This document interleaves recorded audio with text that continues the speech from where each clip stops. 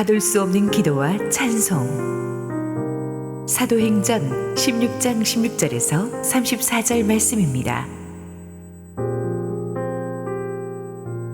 우리가 기도하는 곳에 가다가 점치는 귀신 들린 여종 하나를 만나니 점으로 그 주인들에게 큰 이익을 주는 자라. 그가 바울과 우리를 따라와 소리 질러 이르되 이 사람들은 지극히 높은 하나님의 종으로서 구원의 길을 너희에게 전하는 자라 하며 이같이 여러 날을 하는지라. 바울이 심히 괴로워하여 돌이켜 그 귀신에게 이르되 예수 그리스도 이름으로 내가 네게 명하노니 그에게서 나오라 하니 귀신이 즉시 나오니라. 여종의 주인들은 자기 수익의 소망이 끊어진 것을 보고 바울과 실라를 붙잡아 장터로 관리들에게 끌어갔다가 상관들 앞에 데리고 가서 말하되 이 사람들이 유대인인데 우리 성을 심히 요란하게 하여 로마 사람인 우리가 받지도 못하고 행하지도 못할 풍속을 전한다 하거늘 무리가 일찍 일어나 고발하니 상관들이 옷을 찢어 벗기고 매로 치라 하여 많이 친 후에 옥에 가두고 간수에게 명하여 든든히 지키라 하니 그가 이러한 명령을 받아 그들을 깊은 옥에 가두고 그 발을 착고에 든든히 채웠더니 한밤중에 바울과 실라가 기도하고 하나님을 찬송하며 죄수들이 듣더라. 이에 갑자기 큰 지진이 나서 옥터가 움직이고 문이 곧 다 열리며 모든 사람의 매인 것이 다 벗어진지라. 간수가 자다가 깨어 옥문들이 열린 것을 보고 죄수들이 도망한 줄 생각하고 칼을 빼어 자결하려 하거늘 바울이 크게 소리질러 이르되 내 몸을 상하지 말라. 우리가 다 여기 있노라 하니 간수가 등불을 달라고 하며 뛰어들어가 무서워 떨며 바울과 실라 앞에 엎드리고 그들을 데리고 나가 이르되 선생들이여 내가 어떻게 하여야 구원을 받으리이까 하거늘 이르되 주 예수를 믿으라. 그리하면 너와 네 집이 구원을 받으리라 하고 주의 말씀을 그 사람과 그 집에 있는 모든 사람에게 전하더라. 그 밤 그 시각에 간수가 그들을 데려다가 그 맞은 자리를 씻어주고 자기와 그 온 가족이 다 세례를 받은 후 그들을 데리고 자기 집에 올라가서 음식을 차려주고 그와 온 집안이 하나님을 믿음으로 크게 기뻐하니라. 할렐루야. 우리 하나님께 영광의 박수 올리도록 하겠습니다. 오늘도 말씀을 사모하여 주일 3부 가운데 오신 모든 성도님들과 온라인으로 함께한 성도님들을 축복하고 환영합니다. 사회자 목사님께서 말씀해 주신 것과 같이 한옥 목사님은 안식월 중에 계십니다. 안식월 가운데 영육의 회복과 또 안식월 가운데 이루어지는 모든 일정 가운데 하나님의 보호와 인도가 함께하기를 계속해서 기도 부탁드립니다. 제가 잠시 기도하고 저희 함께 말씀 가운데 나가도록 하겠습니다. 사랑과 은혜 하나님, 오늘도 우리를 예배 자리로 불러주심에 감사드립니다. 이 시간 부족한 자가 주의 말씀을 전합니다. 주의 말씀 나눠질 때에 전한 자의 부족함은 가려주옵시고 말씀이 들리는 시간 되게 하여 주옵소서. 주의 뜻을 보고 주의 사랑을 경험하는 은혜의 시간 되도록 성령의 운행하심으로 덮으시고 친히 인도하여 주옵소서. 그렇게 하실 것을 믿고 의지하오며 살아계신 우리 주 예수 그리스도의 이름으로 기도드립니다. 아멘. 복음에는 큰 능력이 있고 복음은 그 자체가 은혜입니다. 그리고 이 복음이라는 능력의 은혜는 어떠한 인종과 민족, 직위와 지식, 부와 명예 그 어떤 것도 상관없이 모두에게 주어집니다. 세상의 가치관과 다르게 말이죠. 세상은 어떠합니까? 세상은 사람들 안에 등급을 나누기를 참 좋아합니다. 우리가 비행기만 타러 가도 그것을 경험할 수 있습니다. 비행기만 타러 가도 이코노믹, 비즈니스 1등석 나눠진 계급은 자리조차가 다릅니다. 저같이 큰 사람은 좀 이제 이코노미 가면 좀 힘듭니다. 그리고 꼭 내릴 때 보면 또 이제 그 넓은 그 실을 보고 내립니다. 더 나가서 1등석은 가려서 보지도 못합니다. 등급을 나눠요.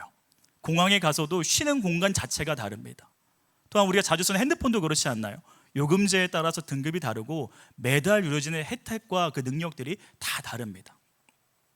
사실 이런 거는 아무것도 아니죠. 우리가 잘 알다시피 세상은 이런 작은 것 하나에서부터 10까지 너무나도 자연스럽게 부에 따라서, 학위에 따라서, 출신에 따라서 등급을 나누고 차별하여 누릴 수 있는 능력에 차등을 줍니다. 그러나 복음에는 등급도 차별도 없습니다. 복음은 사람들의 우열을 가리지 않고 누구에게나 동일하게 주어지고 이를 받아들인 누구에게나 동일하게 능력이 됩니다. 이것이 복음의 큰 은혜인 것입니다. 그런데 안타깝게도요, 모든 사람들이 이 놀라운 은혜의 복음에 대해서 동일한 반응을 보이지는 않습니다. 반응하는 대표적 유형은 크게 두 가지인데, 복음을 가치 없게 여기거나 복음을 그 무엇보다 가치 있게 여기거나, 딱 둘 중에 하나입니다. 여러분은 어떤 쪽이신가요? 오늘 본문은 복음을 대하는 세 가지 상황에 세 가지 부류의 사람이 등장하고 정확하게 이 두 유형 중 하나의 반응을 보입니다. 그리고 이에 따라 복음이 놀라운 역사로 이어집니다. 어떤 이야기 있는지 우리 함께 말씀 읽으면서 계속 살펴보도록 하겠습니다. 16절에서 18절 말씀 함께 읽도록 하겠습니다. 우리가 기도하는 곳에 가다가 점치는 귀신 들린 여종 하나를 만나니 저무로 그 주인들에게 큰 이익을 주는 자라. 그가 바울과 우리를 따라와 소리질러 이르되 이 사람들은 지극히 높은 하나님의 종으로서 구원의 길을 너희에게 전하는 자라 하며 이같이 여러 날을 하는지라. 바울이 심히 괴로워하여 돌이켜 그 귀신에게 이르되 예수 그리스도의 이름으로 내가 내게 명하노니 그에게서 나오라 하니 귀신이 즉시 나오니라. 바울과 실라가 귀신 들린 여종을 만납니다. 그런데 이 귀신 들린 여인은 기타 다른 성경에 나오는 귀신 들린 자들과 조금 다릅니다. 먼저 이 귀신 들린 자는요, 주인이 있었습니다. 그것도 주인들이라고 하는 걸 봐서 그 한 명의 여인에게는 여러 명의 주인이 있었던 것으로 보입니다. 참 불쌍하죠. 이 여인은 귀신에게 붙잡혀 있을 뿐만 아니라 자신의 고통으로 이익을 얻는 주인들에게 매여서 자유로고는 조금도 누릴 수 없는 불쌍한 신세로 살았던 것입니다. 그리고 큰 이익을 준다는 것을 통해 그 여종의 점이 참 잘 맞았던, 신통했던 것으로 보입니다. 그래서 그런지 바울의 일행이 어떠한 자든지 먼저 알아보고 소리를 지르죠. 그것도 마치 그들의 전도를 도와주는 것과 같이 이 사람들은 지극히 높은 하나님의 종으로 구원의 길을 너에게 전하는 자라라고 말합니다. 그런데 이것이 정말 그들의 복음 전파를 도와주는 소리였을까요? 전혀 그렇지 않습니다. 지식이 믿음을 말하는 것이 아니듯 귀신 들려 하나님과 하나님의 일에 대해서는 알았지만 그 여인은 하나님을 믿었던 것은 아닙니다. 오히려 귀신 들린 여종의 외침은 복음을 전하는 것에 아주 큰 방해였습니다. 이 여인은 이 지역에서 큰 수익을 내는 점쟁이였던 것만큼 많은 사람들이 이 사람이 귀신 들려 있는 여인이라는 걸 다 알고 있었습니다. 그런 귀신 들린 여인이 바울이 전하는 복음을 두둔하고 나서니 마치 이것은 오히려 순결한 복음에 더러운 것을 섞는 것과 마찬가지입니다. 더구나 이 귀신 들린 여종의 외침 속에서 하나님의 종이란 단어는요, 원어적으로 볼 때 바울이 전하고 있는 여호와 하나님이 아니라 그 지역 사람들에게는 제우스를 말하는 것과 같았습니다. 그러니까 진정하게 복음을 전파하는 것을 방해하고 있는 겁니다. 혼란하게 만들고 있는 겁니다. 무엇보다 18절 말씀과 같이 이 귀신 들린 여종의 계속된 외침은 바울을 심히 괴롭게 하여 복음이 제대로 선포되지 못하도록 하는 그러한 소리였습니다. 이에 바울이 예수 그리스도의 이름으로 귀신을 내쫓은 것은 귀신 들린 여인이 마치 자신과 같은 것을 예배하는 것처럼 만드는 모든 술수를 무너뜨리는 것이었습니다. 그 땅에 복음이 들어가기를 막는 모든 술수를 예수 그리스도의 이름으로 무너뜨림은 물론 모든 이름 위에 예수 그리스도의 이름이 있다는 것을 나타내는 것이었습니다.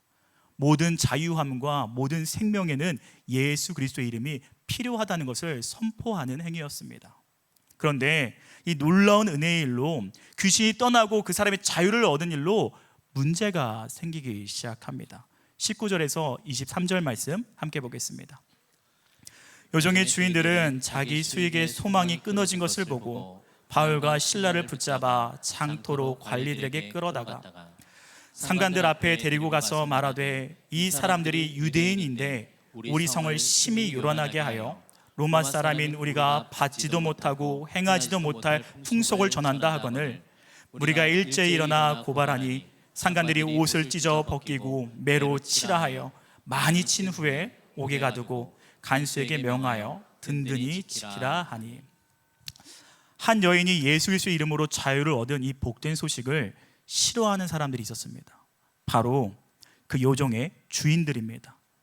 그들에겐 예수 그리스도의 이름의 능력도 자유를 얻게 된 그 여인의 자유함도 아무것도 상관이 없습니다. 그들의 모든 관심은 오로지 자신들의 돈의 문제에 있었기 때문입니다. 요종에게서 귀신이 떠나가자 자신들의 수익도 떠나갔기 때문에 그들은 흥분하여 바울과 실라를 붙잡아 재판관까지 끌고 가게 됩니다. 그리고 거기서 그들은 바울과 실라를 굉장히 지혜롭게 고발합니다. 그 고발의 내용은 바로 인종차별이었습니다. 그들은 탐욕의 문제로 가져갔으나 사실은 그들이 고발하고 온 내용을 자세히 보게 되면요, 인종차별입니다. 이 유대인들이 우리 로마인들의 성을 요란하게 하고 받지도 못하고 행하지도 못하는 것을 전한다라는 것입니다. 이 빌립보라는 도시는요, 사실 로마인들을 위한 도시라고 볼 수 있습니다. 로마 안에 작은 로마로 불리는 이 도시는 로마인이라는 자부심이 강한 도시이며 로마인답게 사는 것이 가장 큰 덕이라고 생각했던 사람들이 모여있던 도시가 바로 빌립보입니다. 그러니 이 주인들은 다른 것이 아니라 로마인이라는 그 민족적 자부심에 호소하면서 바울과 실라를 고소하고 있는 겁니다. 저 유대인들이 우리 로마인들의 평화를 흔들고 깨려고 한다 라고 말하니 무리들이 일제히 일어나게 된 겁니다. 또한 로마의 자부심이 있는 상관들조차 제대로 된 조사나 정당한 법적 절차 과정 없이 형벌을 주기 시작한 겁니다. 오늘 본문의 모든 사건이 다 끝나고 후에 다음날 아침이 됐어야 바울이 나도 로마 시민이었다 말하고 있는 것을 우리가 알 수 있는데요, 그 모습을 통해서 그들은 지금 이 인종차별적 발언에 바울과 실라의 어떠한 이야기도 듣지 않고 그냥 때렸다는 것을 알 수 있습니다. 그냥 그들의 모습이 유대인적으로 생겼으니까 그냥 때린 겁니다. 심지어 때릴 때 옷까지 찢어 벗기고 많이 친 후에 옥에 가두었다고 말하고 있습니다. 판결부터 형벌까지 모든 과정이 합당하지 못합니다. 아니, 가혹행위와 같습니다. 그런데 이들의 탐욕의 문제를 가리고 바울과 실라를 고통 가운데 몰고 간 이 고발의 내용을 자세히 보면 놓칠 수 있는 아주 중요한 것이 하나 있습니다. 그것은 바로 귀신 들린 여종의 주인들 또한 복음을 직접적으로 또 감접적으로 들었다는 사실입니다. 그들의 말을 보면 로마 사람인 우리가 받지도 못하고 행하지도 못할 풍속을 전한다라고 말합니다. 그러니까 그들은 바울이 무엇을 전하고 있는지 들었던 것입니다. 그리고 그 복음을 들었으나 그 복음을 가치 없게 여긴 것입니다. 왜 가치 없게 여겼죠? 복음이 내게 세상적 유익을 가져다 주지 않으니 별 가치도 없고 관심도 없는 겁니다. 아니, 이들에게는 오로지 이 땅에서의 물질이 중요한데 예수 그리스도 이름 때문에 내 물질에 피해가 입으니까, 예수 그리스도 이름 때문에 내가 손해를 입으니까 이들은 이것을 받지도 못하고 행하지도 못할 것으로 치부해 버리는 겁니다. 이것이 오늘 본문에 나타나는 복음에 반응하는 첫 번째 유형의 사람들입니다. 이 땅에 수많은 사람들이 예수 그리스도의 구원의 소식을 듣습니다. 그러나 그것이 당장 먹고 사는 문제에 크게 관련되어 있지 않으니까 아예 가치 없이 여겨 받지도 못하고 행하지도 못할 것으로 치부해버립니다. 또 어떤 사람들은 관심을 가지고 따르나 복음으로 인해 손해가 오기 시작하면요, 그때부터 복음을 받지도 못하고 행하지도 못할 것으로 치부해버립니다. 그리고 이 두 번째 유형의 사람들은 교회 안에도 사실 참 많습니다.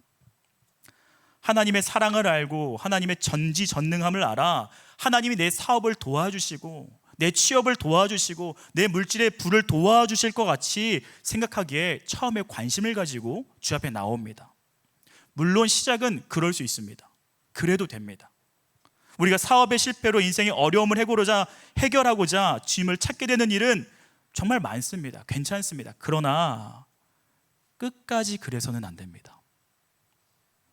끝까지 그래서는요, 복음의 끝을 누릴 수 없기 때문입니다.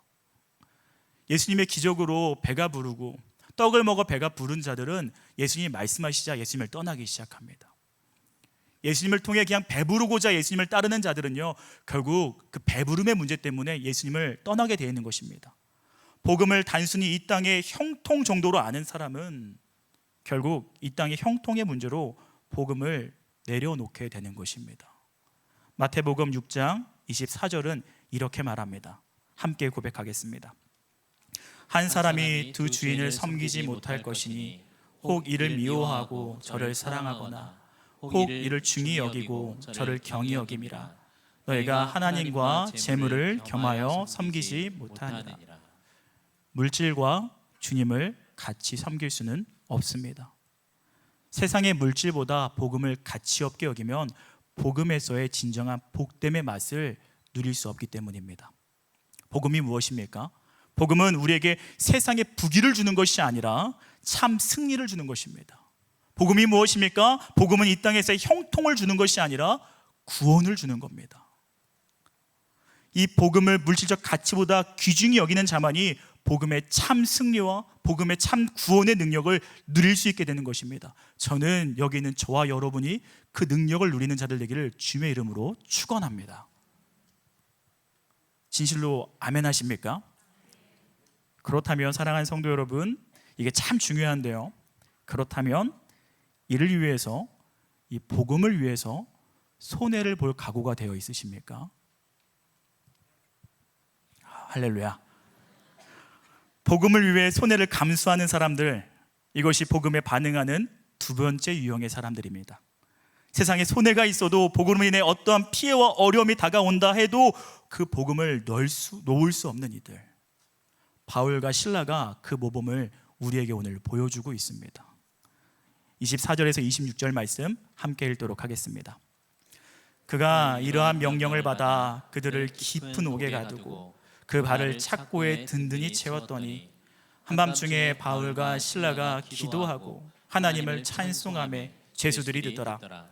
이에 갑자기 큰 지진이 나서 옥토가 움직이고 문이 곧 다 열리며 모든 사람의 매인 것이 다 벗어진지라.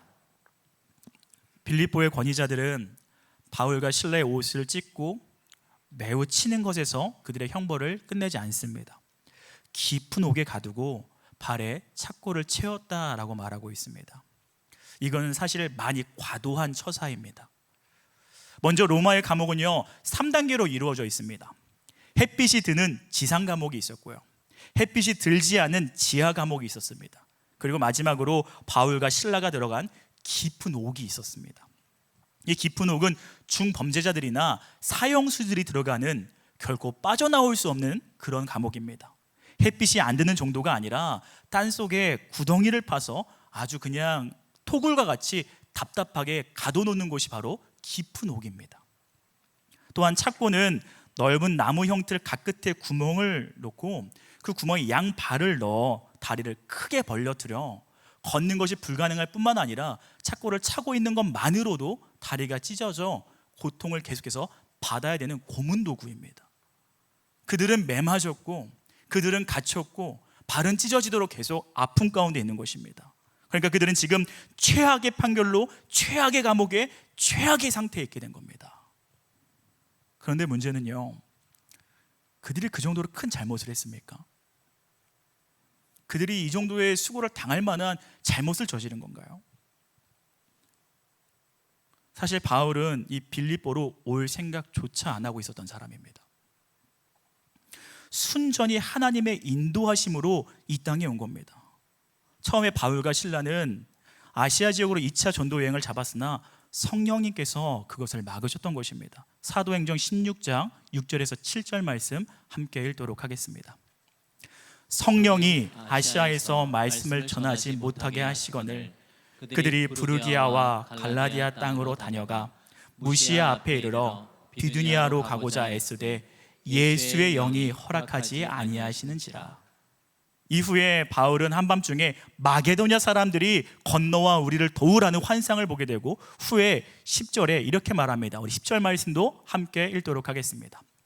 바울이 그 환상을 보았을 때 우리가 곧 마게도냐로 떠나기를 힘쓰니 이는 하나님이 저 사람들에게 복음을 전하라고 우리를 부르신 줄 인정함이로라. 혹시 보셨습니까? 6절, 7절, 10절에 성령님, 예수님, 하나님이 다 등장합니다. 삼위일체 하나님이 다 나옵니다. 그러니까 이 마게도냐의 지방의 척성인 빌립보에 이른 것은요 착각이 아니라 분명히 하나님이 명령하신 거고 그 명령 가운데 순종한 바울의 결과라는 것입니다. 당시 성공적으로 진행되고 있던 전도 사역을 왜 막으시고 왜 방향을 트는지 이해할 수 없으나 바울은 불평도 하지 아니하고 그 말씀에 순종했던 겁니다. 그런데 순종해서 왔는데 결과가 이겁니다. 요나처럼 불순종해서 고난을 만나는 건 어느 정도 이해를 하겠는데 그는 철저히 순종했습니다. 근데 순종했는데 만나는 것이 고난이고 순종했는데 만나는 것이 억울한 일입니다. 지금 하나님은 어디 계신 건가요? 하나님이 그렇게 믿는 자에게 순종해야 하는 자에게 이렇게 해도 되는 건가요?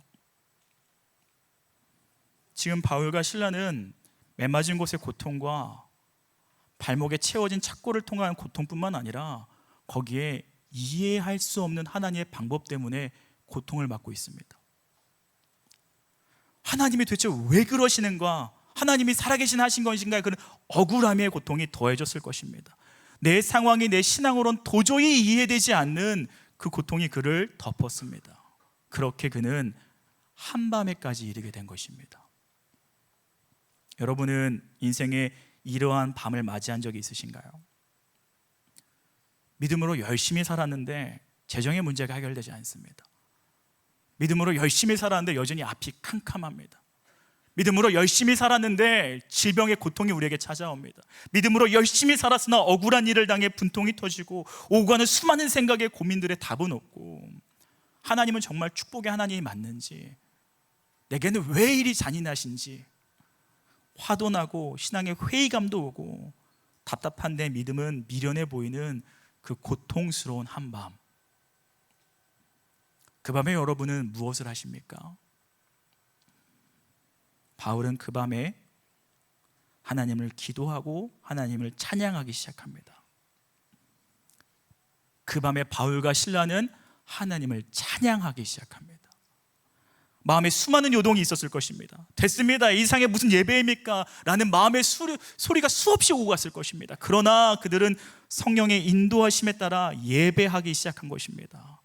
인생의 가장 어렵고 쓰라린 아픔의 순간에 여전히 육체의 고통은 가득하고 하나님의 방법은 여전히 다 이해할 수 없는 고통의 순간에 있지만 그들은 그 고통의 치열함 속에서 하나님을 진정으로 찬양하기로 한 것입니다. 복음으로 살아내는 사람으로서의 회의와 좌절이 그들의 입술을 막을 수 없었습니다. 수많은 질문들이, 수많은 고통들이 그들의 입술의 고백을 막을 수 없었던 것입니다. 지금 그들은요, 기적이 일어나서 예배한 게 아닙니다. 예배로서 기적의 문을 열고 있는 것입니다. 그들이 평안하기 때문에 예배한 게 아니라 예배로 평안의 문을 열고 있는 것입니다. 사랑하는 성도 여러분, 고민이 계속 이어질 때 기도하길 원합니다. 고통이 계속될 때에 찬양하길 원합니다. 처음부터 완벽한 예배를 드리지 않아도 됩니다. 어설퍼도 됩니다. 기도가 나오지 않을 때, 정말 기도조차 힘들 때, 찬양조차 하기 힘들 때 그냥 찬양을 틀어놓고 따라 부르기만 해도 됩니다. 그러나 우리 입술 가운데 복음이 머문다면, 우리 입술 가운데 찬양이 머문다면 달라지는 것입니다.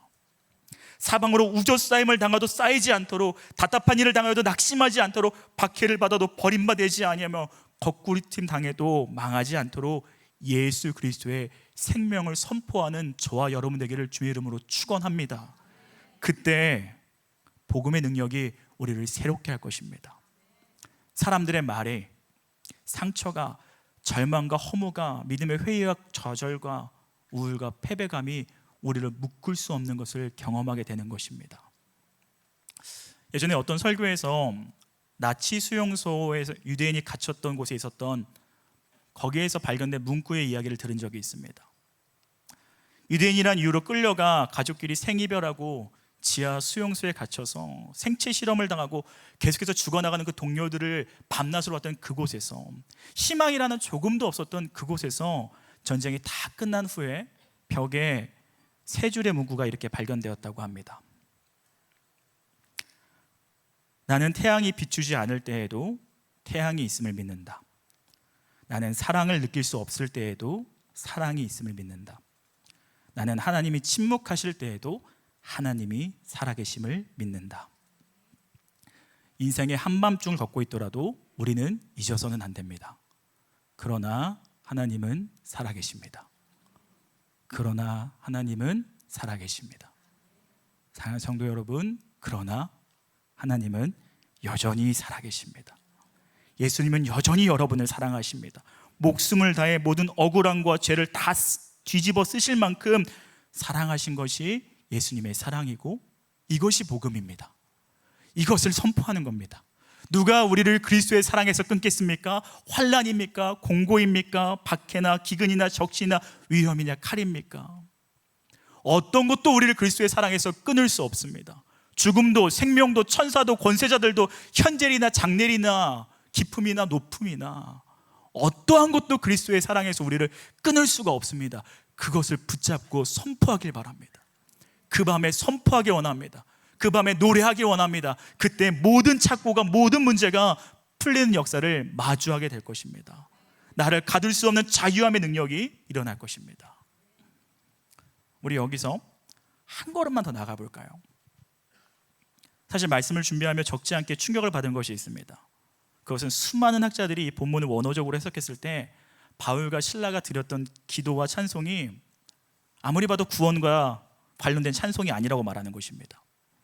그러니까 이들이 했던 찬송과 기도가 하나님 내 영혼을 소생시켜 주옵소서, 구원의 하나님 나를 도와주옵소서, 그런 기도와 그런 찬양이 아니었다는 거예요. 하나님을 경배하는, 하나님께 영광을 올려드리기 위한 기도와 찬양이었다는 것입니다. 나를 위해서 나를 도와달라는 기도가 아니라 하나님을 찬양하는 기도와 하나님을 높이는 찬송가를 불렀다는 것입니다. 그렇습니다. 사실 그들은 착고가 풀리는 것을 기도하고 찬양한 것이 아니라 하물며 자신들의 끝이 여기라고 할지라도 복음은 여전히 복음이기 때문에 찬양한 것입니다. 내가 여기서 생을 다한다고 해서 예수 그리스도의 십자가의 대속이 퇴색되지 않는다는 것입니다. 예수 그리스도의 이름으로 인한 고난과 고통으로 생을 다하고 하나님과 얼굴과 얼굴을 마주하는 그때 그들은 하나님 앞에서 부끄럽지 않은 찬란한 얼굴로 서 있을 것입니다. 저는 두렵게도 그 날을 기대합니다. 두렵게도 저도 그런 인생을 살아가길 원합니다. 퇴색되지 않는 복음의 능력으로 살다가 한 점 부끄럼 없이 하나님 앞에 마주하길 원합니다. 이 땅에 실속 없고 시들어가는 자랑거리보다 하늘의 그 값진 날을 소망합니다. 사랑하는 성도 여러분, 복음은 모든 믿는 자들에게 구원을 주시는 하나님의 능력인 것입니다. 사단은 끊임없이 이것을 허물어뜨리려고 할 것입니다. 이 복음을 선포하지 못하게 할 것입니다. 이 하나님의 사랑을 노래하지 못하고 이 하나님의 사랑을 영광 올리며 찬송하지 못하게 할 것입니다. 그러나 그때 찬양으로 영적 전쟁을 이겨내는 저와 여러분 되기를 원합니다. 왜 우리가 손해가 있어도 복음으로 인해 어떠한 피해와 어려움이 와도 놓을 수 없습니까? 그것은 주의 아름다움은 여전히 살아있기 때문입니다. 우리가 예수 그리스도를 알기 때문입니다. 모든 것을 넘어서는, 죽음조차 넘어서는 복음의 가치를 알기 때문입니다. 그 복음의 아름다움을 비천에 처할 때나 풍부에 처할 때나 노래하는 저와 여러분 되기를 주님의 이름으로 축원합니다. 그리고 그렇게 노래할 때 우리 자신에게만 능력이 될 뿐 아니라 우리 가정 가운데, 내가 서 있는 자리 가운데도 놀라운 능력이 일어납니다. 오늘 세 번째 주인공이 그 수혜자인데요, 바로 간수입니다. 우리 함께 27절에서 30절 말씀 읽도록 하겠습니다. 간수가 자다가 깨어 옥문들이 열린 것을 보고 죄수들이 도망한 줄 생각하고 칼을 빼어 자결하려 하거늘 바울이 크게 소리질러 이르되 내 몸을 상하게 말라, 우리가 다 여기 있노라 하니 간수가 등불을 달라고 하며 뛰어들어가 무서워 떨며 바울과 실라 앞에 엎드리고 그들을 데리고 나가 이르되 선생들이여 내가 어떻게 하여야 구원을 받으리까 하거늘. 바울과 실라가 찬양할 때 지진이 나면 모든 매인 것이 풀렸습니다. 개인적으로 저는 이 지진이 이 찬양에 대한 하나님의 박수 소리 같다고 생각합니다. 그 찬양할 때 모든 것이 풀려버렸습니다. 영광스러운 일이고 아름다운 일입니다. 그런데 유일하게 당황한 사람이 한 명 있습니다. 바로 간수입니다. 그에게 있어서 옥문이 열리는 것은 감당하지 못할 책임의 문제가 떨어진 것입니다. 당시 로마법에서는요, 간수가 죄수를 놓쳤을 경우 그 간수가 놓친 죄수에 대한 형벌을 대신 감당하게 했습니다. 대신 감당하지 못할 정도의 형벌이 있다면 죽음으로써 그 모든 것을 책임지게 되어 있었습니다. 그런데 한두 명도 아니고 모든 옥문이 열려버린 걸 본 것입니다. 이는 벗어날 수 없을 것과 같은 괴로움과 억울한 상황이라는 점에서 바울과 실라가 겪었던 것과 굉장히 비슷합니다. 그는 억울하고 당황스럽고 벗어날 수 없는 상황을 맞이한 것입니다. 그 상황이 비슷한데 차이가 있다면 그는 아직 복음을 모른다는 사실입니다. 그러니 그는 죽음을 각오하는 겁니다. 복음이 아는 사람은 그것을 감당할 수 없는 문제를 하나님이 해결해 주신다는 것을 알기 때문에, 하나님께서 내 인생을 책임다는 걸 알기 때문에 방법을 찾으나, 복음이 없는 사람은 모든 것이 끝나버리는 것입니다. 그렇기 때문에 바울과 실라가 그를 멈춰 세웁니다. 그리고 그 멈춰 세우는 것이 복음이 가진 자들이 해야 되는 것입니다. 이 세상은 답을 모릅니다. 그냥 죽으면 되지. 근데 진짜 죽음이 모든 문제의 해결점인가요? 다 그럼 괜찮아지는 건가요? 아니요, 오히려 더 고통으로 나아가는 길입니다. 복음을 아는 자들은 이것을 멈춰 세워야 하는 것입니다. 바울은 간수를 멈춰 세우고, 간수는 바울의 말에 따라 죄수가 모두 그 자리에 있는 것을 확인합니다. 그리고 이제 바울과 실라 앞에 엎드려서 묻습니다. 참 묻는 것이 은혜로운 것이, 지금 도망가지 않은 것에 대해서, 죄수들이 다 있게 해준 것에 대해서 내가 어떠한 보상을 해줘야 됩니까? 라고 묻지 않습니다.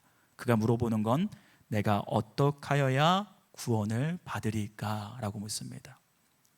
아마도 이 질문을 통해 바울과 실라는요, 내가 왜 이 억울한 일을 당했고 내가 왜 이해할 수 없는 일을 당했는지에 대한 답을 들은 겁니다. 아, 하나님의 뜻이 있던 거구나. 지금 내가 매 맞고 옥에 갇힌 것은 복음의 방해를 받는 건 줄 알았는데 오히려 이것이 복음의 디딤돌이 되는 역사였구나. 그리고 이 일은 정말로 유럽 첫 교회인 빌립보 교회가 세워지는데 아주 대단한 영향을 끼치게 됩니다. 하나님의 인도에는 실수가 없는 것입니다. 예수님의 십자가가 생명을 일으켰듯이 하나님이 십자가 길로 우리를 인도하신다면 그곳에 생명이 일어날 줄로 믿습니다. 그리고 복음이 선포됩니다. 31절 함께 고백하도록 하겠습니다. 이르시되 주 예수를 믿으라. 그리하면 너와 내 집이 구원을 받으리라 하고. 아멘. 믿기만 하면 되는 것입니다. 누구에게 들려지는 이 복음을 믿기만 하면 되는 것입니다. 예수 그리스도의 이름을 믿기만 하면 되는 것입니다. 간수는 들리는 이 복음을 믿음으로 받아들입니다. 그리고 참 감사한 것은 간수가 여기서 걸음을 멈추지 않는다는 것입니다. 간수는 이 복음을 자신이 받아들이는 것을 끝나지 않고 가족들에게 향하게 됩니다. 그런데 30에서 34절 보게 되면요, 상관이 분명 이 바울과 실라를 옥에 가두고 간수에게 명하여 든든히 지키라 마였는데, 간수는 이를 어기고 바울과 실라를 자신의 집으로 데리고 갑니다. 그것을 넘어서 더욱이 그들의 마른 자리를 씻어주고 음식을 대접합니다. 그들을 죄인으로 취급하는 것이 아니라 귀인으로 그들을 대접하고 있습니다. 로마의 법과 완전히 상반됩니다. 로마의 법 때문에 죽음까지 생각했던 그가 지금 로마의 법을 따르지 않고 있는 겁니다. 왜 그런 걸까요? 이는 복음을 위한 희생의 결단이 생겼기 때문입니다. 사실 죄수들이 다 제자리에 있었다고 하더라도 옥문이 열렸던 사건은 일어난 사건입니다. 그러니까 이 관수는 다음 날에 자기가 어떠한 처벌을 받을지 알 수 없게 된 겁니다. 그런데 이 귀중한 복음을 오늘 밤에서라 어떻게라도 내 가족에게는 전해야 했던 것입니다. 그러니까 내일 어떤 일이 일어날지 몰라도 이들을 데리고 가 예수 그리스도의 복음을 듣게 한 것입니다. 이 복음이 퍼져나가는 것에 어떠한 희생이 있더라도 자신이 감수할 각오를 한 것입니다. 바울과 실라와 같이 오래 믿은 자나 간수와 같이 오늘 믿은 자나 복음은 이렇게 최고의 가치가 되어야 됩니다. 복음은 이렇게 희생을 때로 감수해야 되는 각오가 있어야 하는 것입니다. 우리는 어떠합니까? 복음이 여러분에게는 어떠한 가치입니까? 복음이 여러분에게는 어떠한 영향을 끼칩니까? 십자가의 대속의 은혜로 품으셔서 나로 승리와 구원을 이루게 하신 그 복음을 위해 여러분은 어떠한 삶을 살아가십니까? 이 세상에서 나의 이득을 위해서 복음을 따르다가 세상에서 손해를 보면, 내가 어려움을 겪으면 당장이라도 내려놓을 준비를 하고 있습니까? 아니면 어려움을 끼치더라도 이 복음은 최고의 가치인 걸 알아서, 이 복음이 나를 오히려 살린다는 걸 알아서 오늘도 든든히 붙들고 어떤 환난과 고난이 있더라도 그것을 끌어안고 살아가는 삶을 살아가십니까? 복음은 그 자체가 은혜이고 능력입니다. 그 복음을 어떠한 상황 가운데도 놓지 않는 삶을 살아갈 때, 놓지 않는 것을 넘어 그 복음을 선포하며 기도하고 찬양하는 삶을 살아갈 때, 복음은 우리에게 큰 능력이 될 뿐만 아니라 우리의 가정을 살릴 것입니다. 우리의 주변을 살릴 것입니다. 그리고 우리가 보지 못했던 하나님의 아름다운 일을 보게 될 것입니다. 그것을 보는 저와 여러분 되길 원합니다. 오늘도 세상에 매여 전전긍긍 살아가는 것이 아니라 복음을 선포함으로 말미암아 가질 수 없는 그 은혜를 찬양함으로 말미암아 또 다른 차원의 예배를 드리고 또 다른 차원의 세상을 살아가는 그 찬란한 삶을 살아가는 저와 여러분 되기를 주님의 이름으로 축원합니다. 함께 기도하시겠습니다. 사랑의 하나님 아버지, 사랑의 하나님 아버지, 감사합니다. 무엇도 가둘 수 없는 능력의 이름을 내게 주심에 감사합니다. 무엇도 가둘 수 없는 생명을 내게 주심에 감사합니다. 모든 순간 모든 상황 속에서 이를 빼앗기지 않을 삶을 살아가도록 우리를 도와주옵소서. 빼앗기지 않음을 넘어 선포함으로 기도와 찬양함으로 하나님의 일을 보는 그런 삶을 살아갈 수 있도록 좀 도와주옵시고, 세상이 가둘 수 없는 그 찬란한 삶, 그것이 우리의 삶 되게 하여 주옵소서. 그렇게 이끄실 주님의 일을 기대하오며 사랑이 많으신 구원의 역사 되시는 우리 주 예수 그리스도의 이름으로 기도드립니다. 아멘.